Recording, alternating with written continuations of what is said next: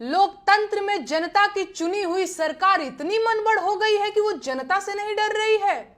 सरकार इतनी मनबड़ हो गई है कि वो जनता को डरा रही है।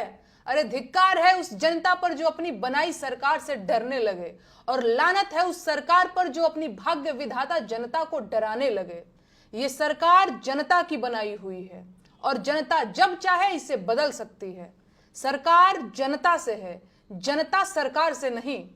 और अगर देश की सरकार देश की जनता से नहीं डर रही है तो इसका सीधा मतलब है कि यह सरकार बनाने का काम जनता कर ही नहीं रही है। तो सरकार फिर कौन बना रहा है? ईवीएम।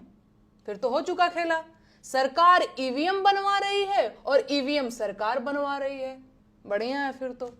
अच्छा, दिल पे हाथ रख करके बताइएगा, आपको सच में लगता है कि सरकार देशवासियों का भला कर रही है? क्या आपको अब तक नहीं समझ में आ रहा है कि सरकार की नजर सिर्फ देश के संसाधनों पर है? महंगाई, बेरोजगारी, स्वास्थ्य और शिक्षा जैसे मुद्दों को साइडलाइन कर देने वाली सरकार देश का भला कैसे कर सकती है?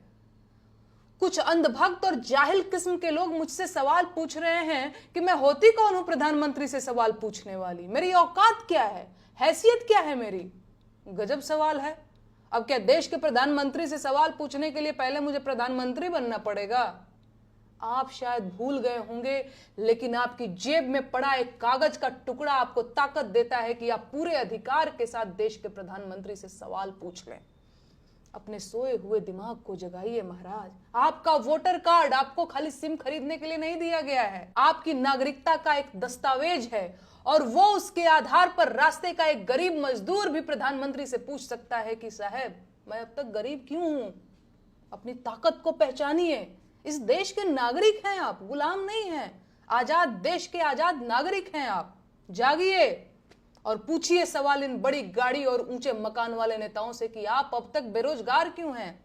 पूछिए सवाल इन महंगे सूट और मोटी खाल वाले नेताओं से कि देश की 80 करोड़ जनता सरकारी भीख पर क्यों जिंदा है? अपने जिंदा होने का सबूत दीजिए, सवाल पूछिए और अपना हक लीजिए।